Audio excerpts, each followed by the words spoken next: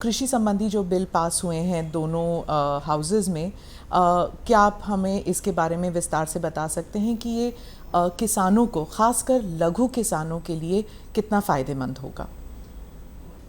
प्रधानमंत्री नरेंद्र मोदी जी के 2014 में कार्यभार संभालने के बाद लगातार उनकी सरकार की प्रतिबद्धता और प्राथमिकता किसानों के प्रति रही है। मोदी जी ने प्रधानमंत्री बनने के बाद किसानों को एमएसपी लागत का 50% मुनाफा जोड़कर घोषित की जाए, यह निर्णय 10 साल यूपीए की सरकार में नहीं हो पाया था। मोदी जी ने इस निर्णय को किया।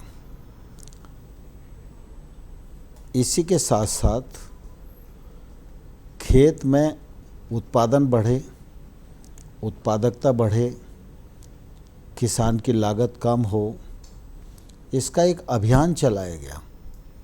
जब प्रधानमंत्री जी ने 2022 तक किसान की आमदनी दोगुनी करने की बात कही, तो उस क्रम में केंद्र सरकार ने राज्य सरकारों के साथ, किसानों के साथ मिलकर मिशन मोड पर इस पर काम करना प्रारंभ किया। पहली बार प्रधानमंत्री नरेंद्र मोदी जी ने पीएम किसान सम्मान निधि योजना की घोषणा की और मुझे कहते हुए प्रसन्नता है कि ये दुनिया की पहली आय सहायता योजना है जिसमें कि एक साल में 75,000 करोड़ रुपया भारत सरकार के खजाने से निकलकर किसानों की जेब में जाता है और अभी तक 93,000 करोड़ रुपया किसानों को इस योजना के अंतर्गत दिया जा चुका है। हमारे देश में 86% किसान छोटे हैं, तो छोटे किसान का उत्पादन भी छोटा है और मार्केट से उसकी दूरी भी ज़्यादा है, खुद भी निवेश नहीं कर सकता, दूसरा निवेशक भी उसके पास नहीं पहुंचता है और इसलिए प्रधानमंत्री जी ने छोटे किसान की ताकत और छोटे किसान के उत्पादन का वॉल्यूम और उसका रकबा बढ़े, इस दृष्टि से कृषि उत्पाद संगठन एफपीओ देश भर में 10,000 नए बनाए जाएंगे, जिस पर भारत सरकार 6,850 करोड़ रुपया 5 वर्ष में खर्च करेगी। इन एफपीओ के माध्यम से एक नई क्रांति पूरे भारतवर्ष में किसानी के क्षेत्र में आएगी।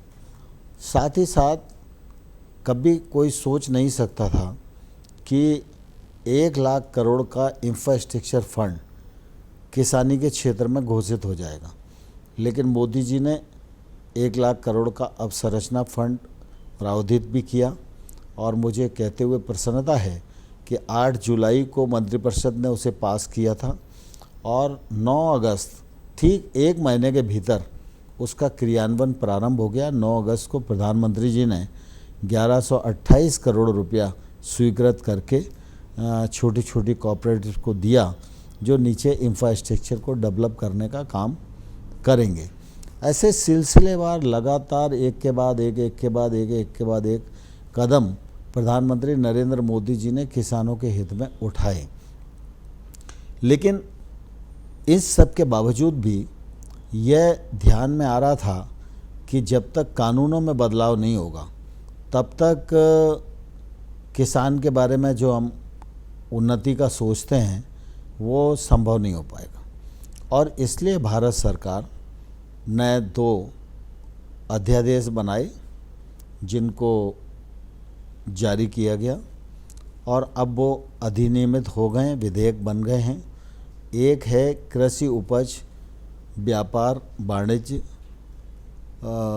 विधेयक और दूसरा है मूल्य आश्वासन और कृषि सेवाओं का करार विधेयक। ये दोनों जो विधेयक हैं ये निश्चित रूप से किसान को एपीएमसी की जंजीरों में जो जकड़ा हुआ था उसको मुक्त करने वाले हैं, आज़ाद करने वाले हैं और जो छोटा किसान है उसे भी अपने उत्पादन की बुआई के समय गारंटी मिल सके और वो महंगी फसलों की ओर आकर्षित हो सके।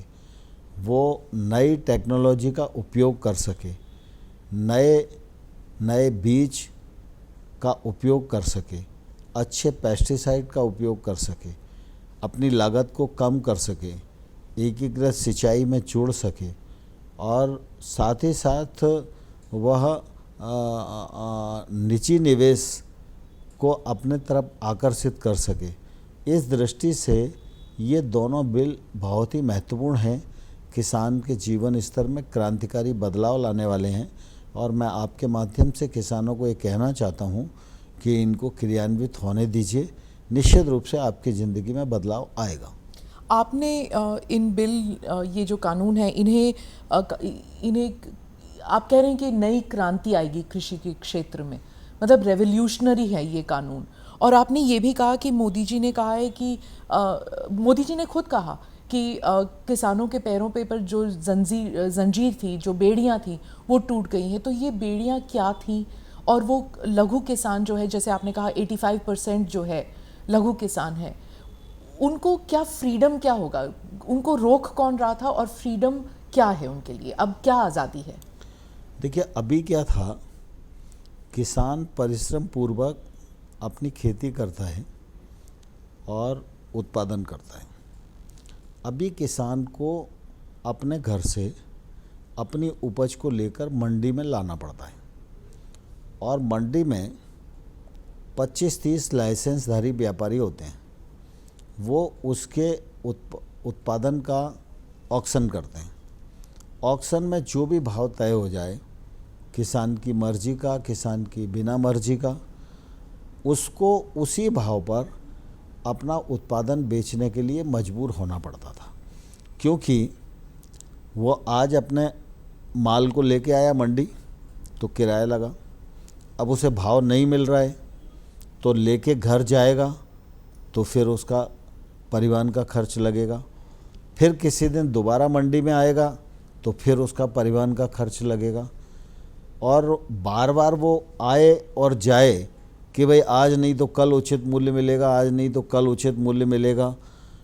तो इसके कारण किसान को परेशानी थी और किसान बार बार आए जाए इसके बजाय शाम तक वो इंतज़ार करता था और शाम को जो भाव लग जाता था उसी में अपना माल बेचकर जाने के लिए मजबूर था। हमारा जो एक्ट है, ये एक्ट उसको मंडी के बाहर भी किसी भी स्थान से किसी भी स्थान पर अपनी मर्जी के मुताबिक भाव में अपना उत्पादन बेचने की स्वतंत्रता प्रदान करता है। एपीएमसी मंडियों में टैक्स लगता है। हमारा जो विधेयक है, इसके माध्यम से एपीएमसी प्रेमाइसेस के बाहर जो किसान ट्रेड करेगा उस पर न तो राज्य का टैक्स लगेगा और न केंद्र का टैक्स लगेगा। तो स्वाभाविक रूप से जो मंडी की जंजीरों में वो जकड़ा हुआ था, इस एक्ट के बाद वो मुक्त हो सका है और अब अंतर्राष्ट्रीय व्यापार वो कर सकता है और किसी भी व्यापारी से वो कह सकता है कि मेरा माल इतने का है, आप लो तो ठीक है, ना लो तो ठीक है। तो इसीलिए कुछ लोगों का मानना है कि ये आप मंडी प्रणाली जो है वो ख़त्म सा हो जाएगा और एपीएमसी को जैसे आपने एक खलनायक के रूप में आप उसको पेंट कर रहे हैं। नहीं, मैं समझता हूँ ऐसा सोचने का कोई कारण नहीं है। एपीएमसी कानून राज्य का है और एपीएमसी राज्य की संरचना है, राज्य ही सरकारें उसका संचालन करती हैं। वो हमारे कानून से बंद नहीं होती और हमारी मंशा भी नहीं है उनको बंद करने की। हमारा कानून कहता है कि एपीएमसी की परिधि के बाहर जो ट्रेड एरिया हम घोषित कर रहे हैं, उस ट्रेड में किसी प्रकार का कोई टैक्स नहीं होगा और अंततोगत्वा इसमें किसान का फ़ायदा ये होगा कि जब मंडी के बाहर व्यापार होगा तो बिना टैक्स के होगा, मंडी में जो व्यापार होगा वो उस पर टैक्स लगेगा। किसान को फ्रीडम है, वो कौन से रास्ते को अपनाना चाहता है। तो मैं समझता हूँ किसान को ये तो स्वतंत्रता लोकतंत्र में होनी चाहिए। मुनाफा किस में होगा, मंडी और एमएसपी जो एपीएमसी में मिल रहा था या फिर खुले में जाके?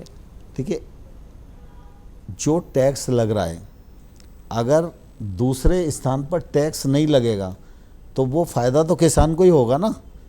अभी कोई भी व्यापारी, जैसे पंजाब की मंडी में 8% टैक्स है, अब व्यापारी किसी किसान से सामान खरीदता है तो उसे मालूम है ना कि मैं ये खरीद रहा हूँ, इसके ऊपर 8 लगेगा, तो उतना वो कम में किसान से खरीदता है। जब टैक्स फ्री हो जाएगा तो ये फ़ायदा, मुनाफा जो है किसान को मिलेगा। और जहाँ तक एमएसपी का सवाल है, एमएसपी पर तो हमने कहा है कि खरीद होती रही है और आगे भी होती रहेगी। खरीफ की एमएसपी हमने घोषित कर दी है और रबी की एमएसपी भी हम लोगों ने घोषित कर दी है। खरीफ की जैसे ही फसल आएगी सरकारी खरीद शुरू हो जाएगी, एफसीआई और नेफेड उस खरीद को करेगा। जी, ऑपोजिशन और कुछ इकोनॉमिस्ट कहते हैं कि आप सिर्फ वर्बल एश्योरेंस दे रहे हैं, सिर्फ और इस ये एश्योरेंस जो है वो बिल में नहीं है एमएसपी को लेकर। जो लोग ये प्रश्न पूछ रहे हैं, मैं उनसे पूछना चाहता हूं कि इससे पहले एमएसपी किसी कानून का अंग थी क्या?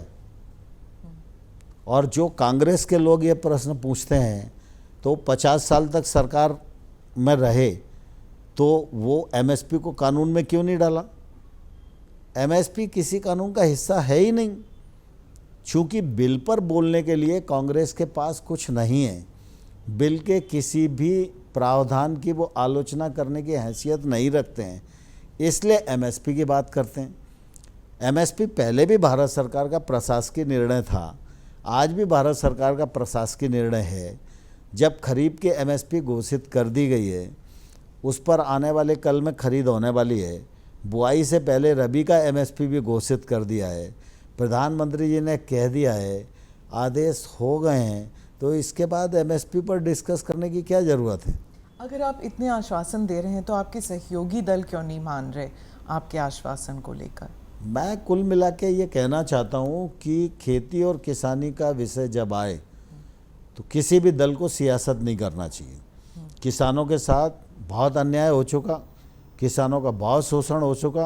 किसान इस देश का सबसे बड़ा उत्पादन करता है और उसको जो स्वतंत्रता होनी चाहिए वो मोदी सरकार ने इन बिलों के माध्यम से दी है।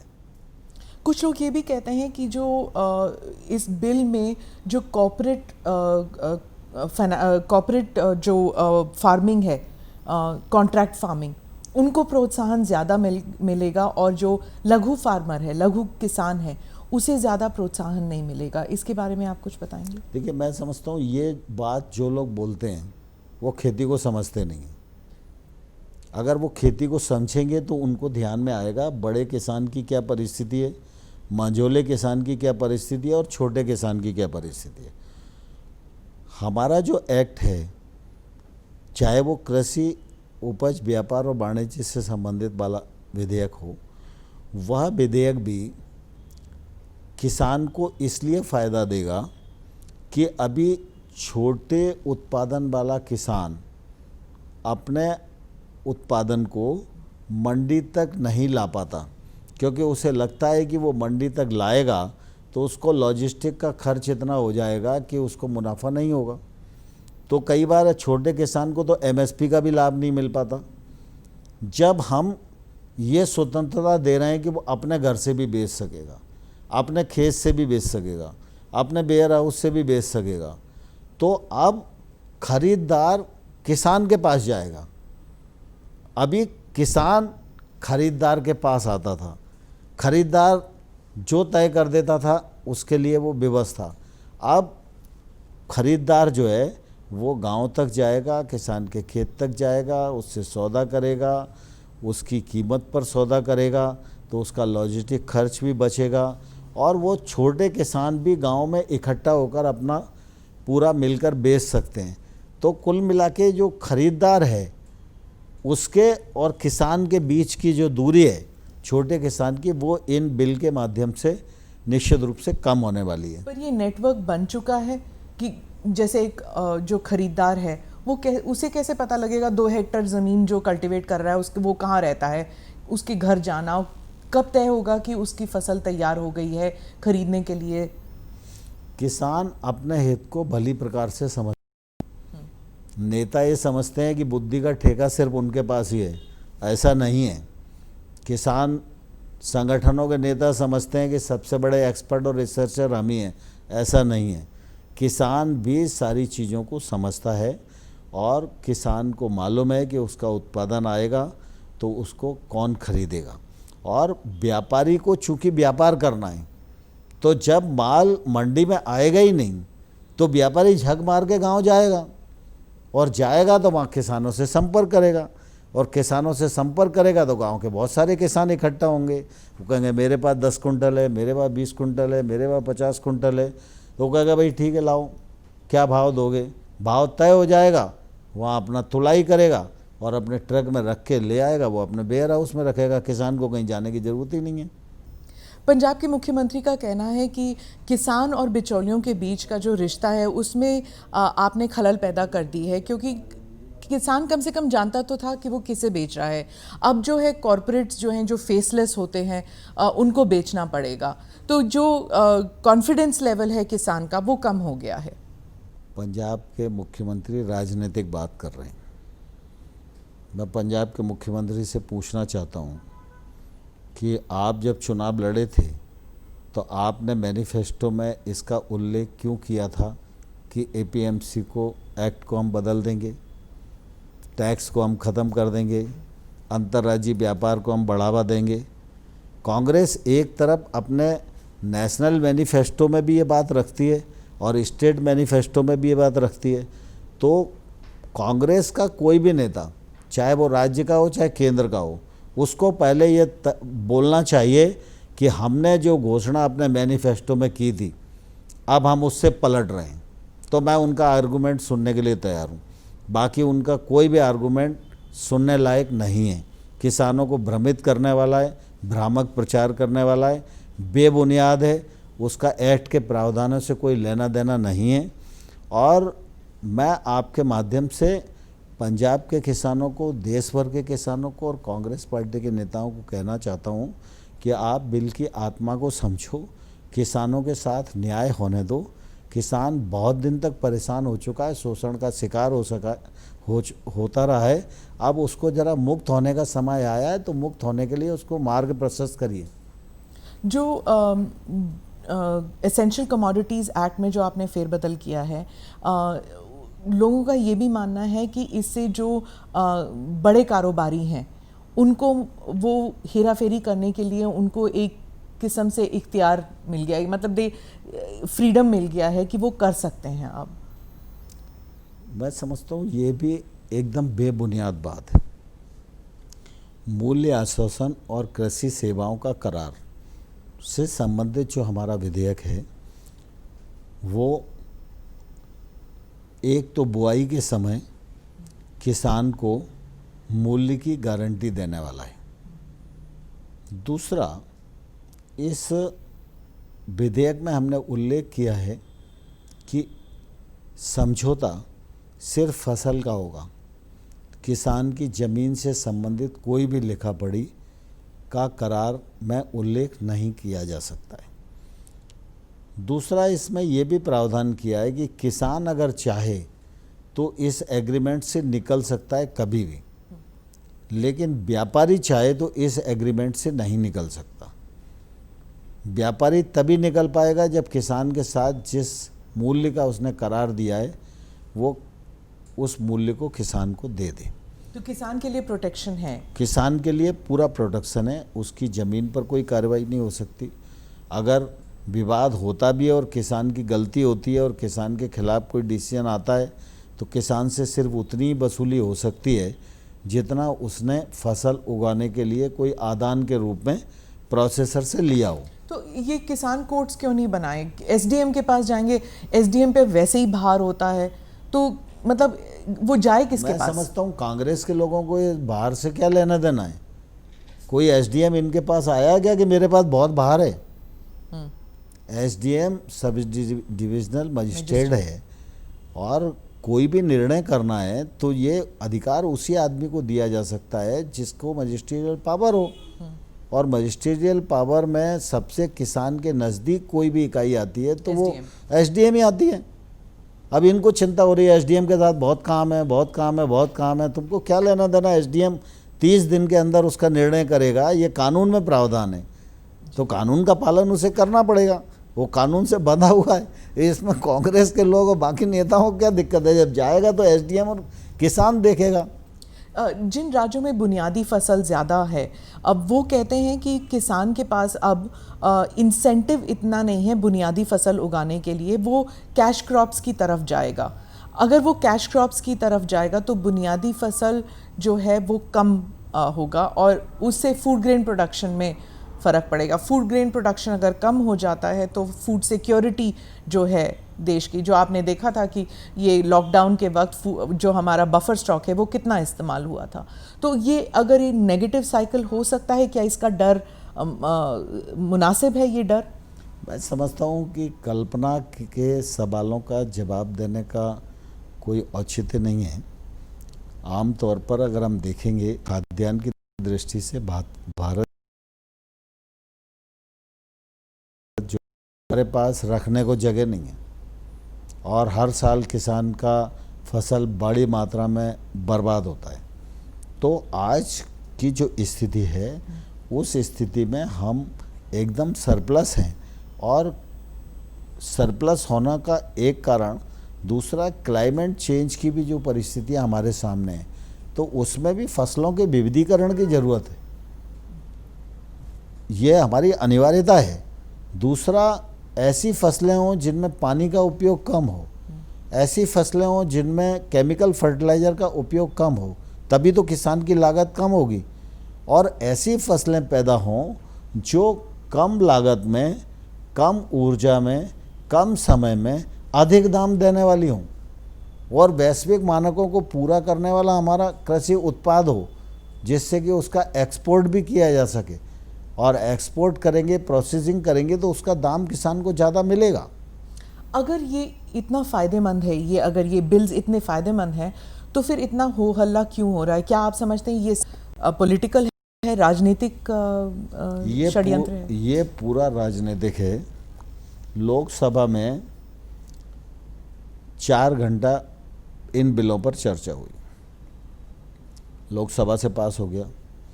राज्यसभा में पूरा 4 साढ़े 4 घंटा चर्चा हुई, हर दल के नेता ने अपना विचार व्यक्त किया और उसके बाद जब सारा विचार विमर्श हो गया तो मुझे रिप्लाई देने के लिए उपसभापति जी ने कहा, तो मैं रिप्लाई दे रहा था।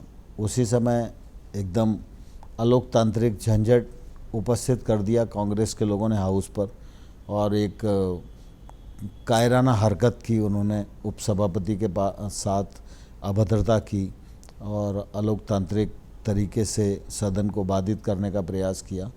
लेकिन मैं कुल मिला के ये कहना चाहता हूँ कि आप लोकसभा और राज्यसभा दोनों की प्रोसीडिंग उठाओ, कौन से दल के किस नेता ने भाषण दिया और वो बिल के किस प्रावधान को आपत्ति कर रहा है।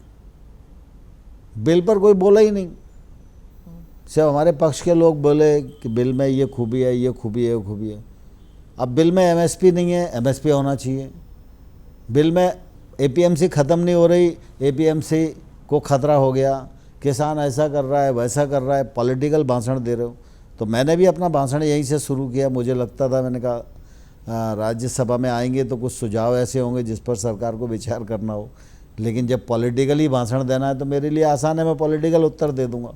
तो ये कुल मिला के अपने निजी स्वार्थों के लिए कांग्रेस के लोग और कुछ प्रतिपक्षी लोग मिलकर किसान को गुमराह करने की कोशिश कर रहे हैं, क्योंकि इनको ये लग रहा है कि जो काम बरसों तक ये नहीं कर पाई। कांग्रेस की सरकार यूपीए में आपने कहा 10 साल नहीं कर पाई, जीएसटी कर सकती थी लेकिन हिम्मत नहीं जुटा पाई।